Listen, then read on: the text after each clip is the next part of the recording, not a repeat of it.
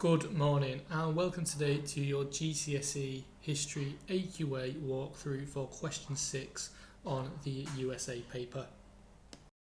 So as with all our questions, we're going to look to start by reading the question and just understanding what the question is asking us about. So question 6 says, which of the following had more impact on the effects of the Depression in America? The actions of President Hoover, the actions of President Roosevelt. Explain your answer with reference to both bullet points, 12 marks. So first of all, you need to be asking yourself, what part of USA history is this question asking us about? And it's really straightforward. There's the actions of President Hoover, it tells us in the bullet point, and it also tells us about the actions of President Roosevelt, so FDR. So to pick up any marks, if you were to tell me about these two bullet points, everything and anything you knew, you would pick up marks, which is fantastic and really, really easy. You'll notice that it's 12 marks. And I'd definitely be giving myself at least 16 minutes on this question because it's the big one. Okay? That may include, or probably will include, your planning time, so just like what I'm doing here, just needs to be a little bit quicker. And now I need to ask myself, well, what else is the rest of the question asking me about? It's asking me about which had more impact on the effects of the Depression. So basically, which of President Hoover or President Roosevelt had more of an impact, can be positive or negative, on the effects of the Depression?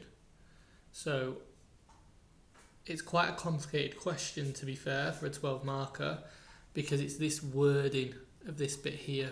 But it's just asking you which had more of an impact on the Depression, Hoover or Roosevelt. Again, the wording may trip you up, so it's really important that you read the question carefully. So what I'm going to do now is I'm going to show you how to get those half marks for History GCSE for this question. It's really important to get at least 6, if not more, on this question. It's more than doable as well. So I've started my first paragraph with the first bullet point. It's talking about the actions of President Hoover.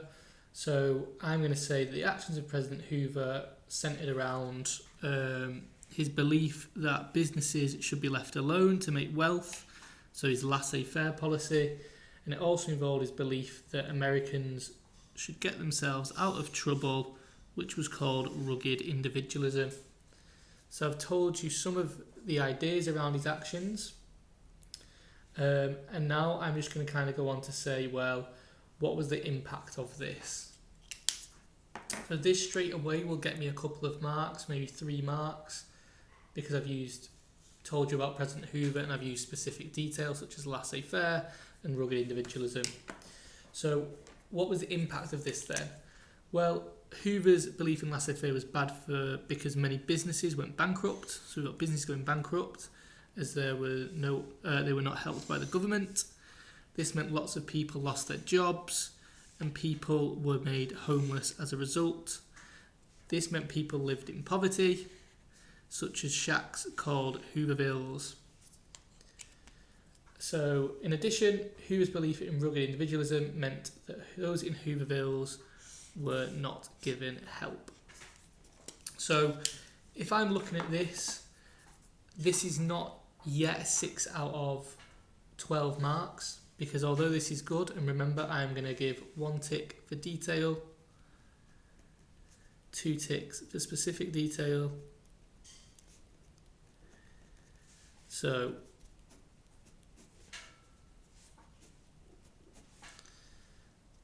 this first bit is really good. What do we know about the impacts then? Well, we've talked about businesses going bankrupt, perfect, and they weren't helped by the government because of rugged individualism, because of laissez-faire.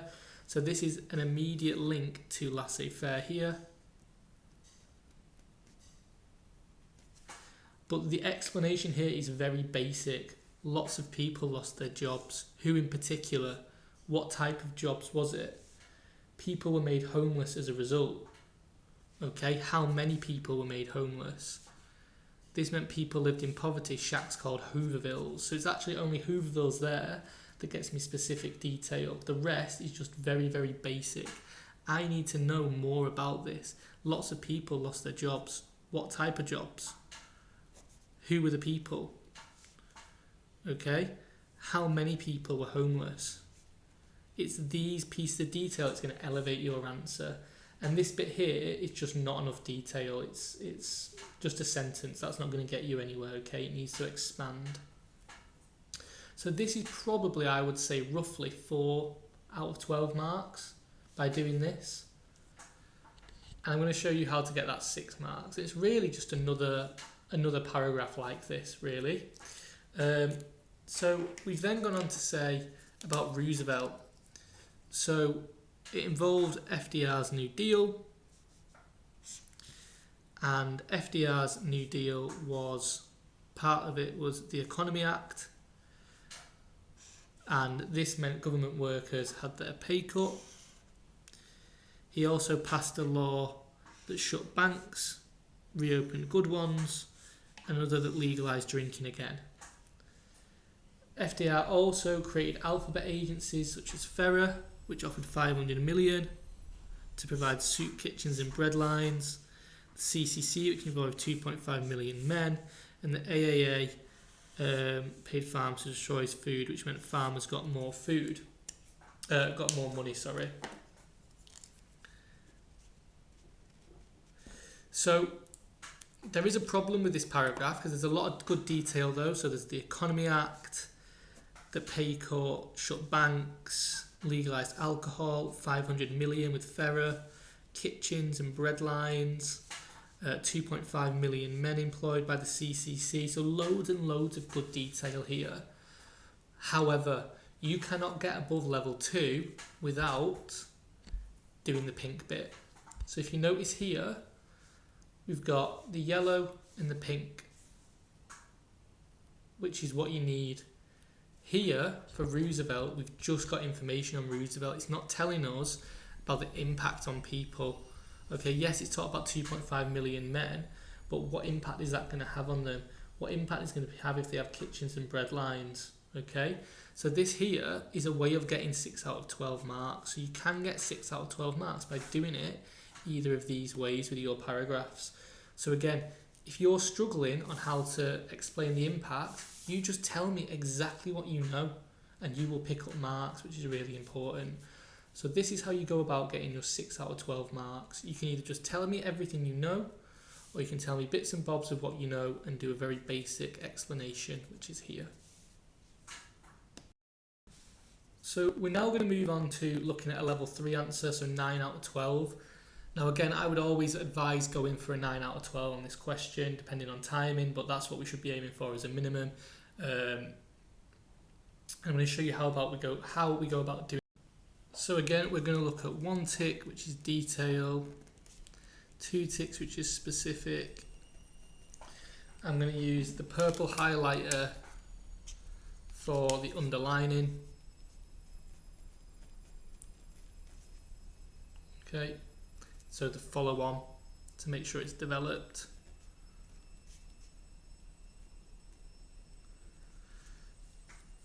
And I'm also going to use the orange to talk, or just to highlight where I've talked about groups. Or I'll put a star actually. I'll put a star for groups. Might be easier. So, for a 9 out of 12, and we want to be securing this 9 out of 12, this level 3, we first of all need to just start off by telling me what we know about President Hoover.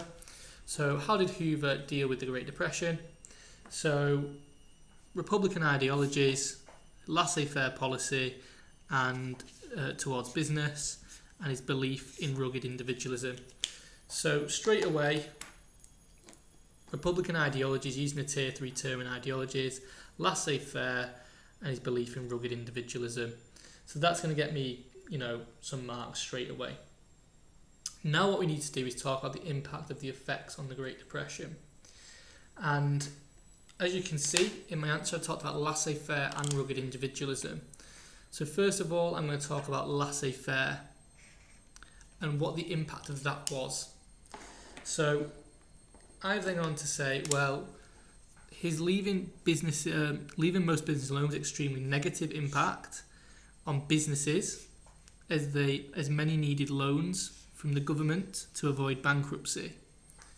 So here I'm saying, right, so what if they needed to avoid loans, if many needed loans from the bankruptcy, but they didn't get that. So Hoover didn't help, and as a result 200,000 companies closed. Okay. So Hoover didn't help these people, but he did attempt to help farmers. So even when Hoover did attempt to help farmers through the RFC, it had very little impact, and as a result, Hoover was called the do-nothing president. So, what can we see here? Well, first of all, we're talking about groups. We talked about business as a group. Many loans needed from the government to avoid bankruptcy. So again, using specific terms like bankruptcy and having it follow on from each other. So for example, as many loans were needed, it goes on to say, instead Hoover did not help. Okay, so what if he didn't help? And 200,000 companies closed. When he did try and help, it wasn't enough, so through the RFC. So that level of detail there is really important. So we've talked about businesses, we've talked about farmers as a group as well. We've also a nice little sentence there about how he became the do-nothing president. We're then going to move on to another group. Okay, so as we can see here in the next bit, we've discussed the laissez-faire policy. So now we're going to have a look at belief in rugged individualism. Okay, so in addition, Hoover's policy believing ordinary people should be able to bring themselves out of poverty had a devastating impact on working Americans, with 13 million workers losing their jobs because of the Great Depression. Well, so what if 13 million workers had lost their jobs? Well, his refusal to help led to less job opportunities. So those people need job opportunities as businesses could not afford to take on workers. Therefore, the majority of the 13 million became homeless and lived in slums called Hoovervilles. So straight away there, we're talking about working Americans. We've got 13 million workers lost their jobs, less job opportunities. So what if there was less job opportunities? Well, that meant majority of the 13 million became homeless and lived in Hoovervilles. So that is how we would go about writing a really, really good, strong answer. So we can see that there's detail, we can see that there's different groups talked about, 3 different groups here, and it's a really confident kind of argument running through with a level of detail, with a level of complexity through the groups that are discussed. So I know now I've talked about Hoover, so now I need to talk about the second bullet point, Roosevelt. And remember, 1 tick is detail, 2 ticks is specific detail, purple is how to develop my answer, so underlining, making sure everything goes follows on, and star is my groups. So let's have a look then. I start off by talking about the actions of FDR in the Great Depression, which was around his New Deal. So I've been specific in terms of his first 100 days and the creation of alphabet agencies. So again, very specific with New Deal, very specific with the term 100 days, and very specific with the creation of alphabet agencies. So now what I need to do isn't just tell you more information about these things, I need to talk about the impact of this. So in the first 100 days, FDR passed the Economy Act. So again, being very specific about what he did. So I've started off by saying, right, let's talk about the Economy Act. And the Economy Act was where government workers had their pay cut by 15%. So I'm saying, right, so what if they had their pay cut by 15%? What is the impact of this on the Depression?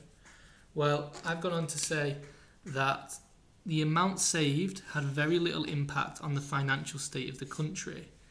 However, the psychological impact on Americans up and down the country was huge, with the feeling that the entire country was against the Depression.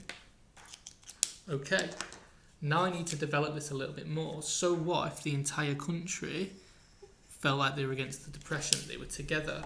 Well, this meant that there was a positive feeling for the government would help Americans, and Americans were willing to accept more ideas like alphabet agencies. So again, here we're saying, well, actually the amount saved wasn't a lot, at 15%. However, it did have a huge psychological impact on Americans up and down the country. So here we're talking about Americans as a whole. So it's not really a particular group, is it? So this is as a whole. So this isn't complex, this is developed. Remember, we need specific groups. But I suppose it's quite nice to kind of say, well, actually, as a whole, all Americans were supportive of this. And because they were supportive, they felt like they were together, they were more likely to support ideas like the alphabet agencies, which we're then going to go and have a look on, because our second part was, from our introduction, was the creation of alphabet agencies. So I've picked Ferrer to talk about. So Ferrer offered 500 million jobs to provide soup kitchens and bread lines. So I'm saying, right, okay, so what? So what if they provided soup kitchens and bread lines? How did that impact people? Well, I'm saying this had a significant impact on the effects of the Depression on the poorest in American society, as they were now given immediate relief from starvation. Okay, so what if they've got immediate relief from starvation? This led to the Depression's harshest consequences being tackled immediately, effectively, and on a large scale. So again, here, what we're looking for is the fact that Ferrer offered 500 million to provide soup kitchen and bread lines, specific detail. We've got a group in terms of the poorest in American society. The fact that it gave immediate relief, so we're talking about the short-term relief straight away. We're also talking about that word relief, recovery, reform, remember, from his New Deal. It led to the Depression's harshest consequences being tackled immediately. It was effective, and it was on a large scale, so it was countrywide. So again, lots to be ticking off there, lots to be following on. So if I'm looking at these answers that I've shown you today, I'm highlighting the positives. So it's talked to me about the actions of Hoover. In the actions of Hoover, it's told me specific detail.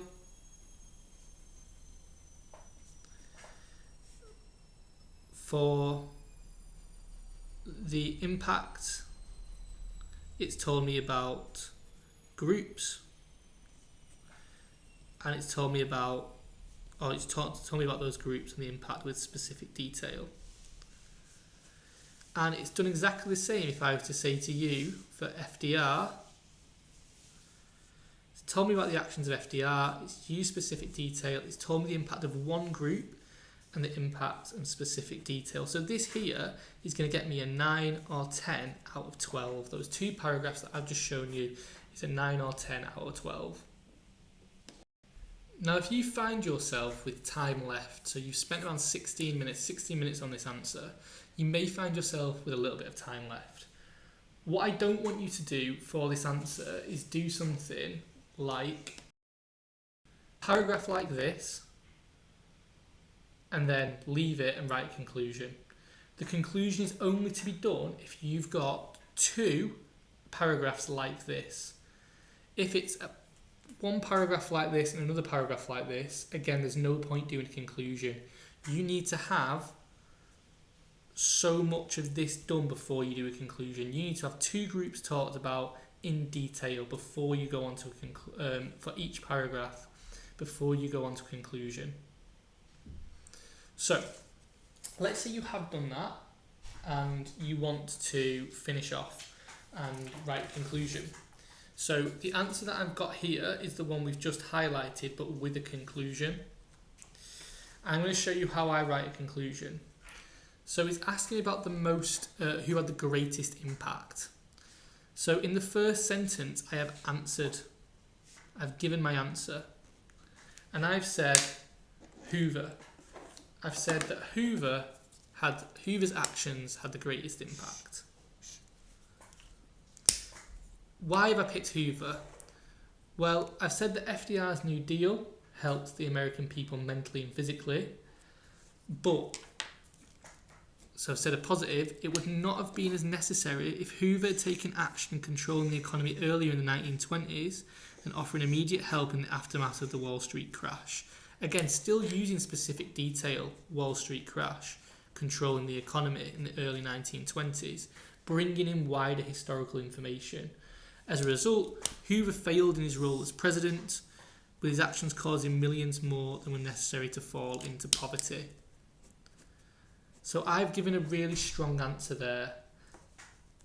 My answer is Hoover, so I've spent the majority of time explaining why Hoover had the biggest impact.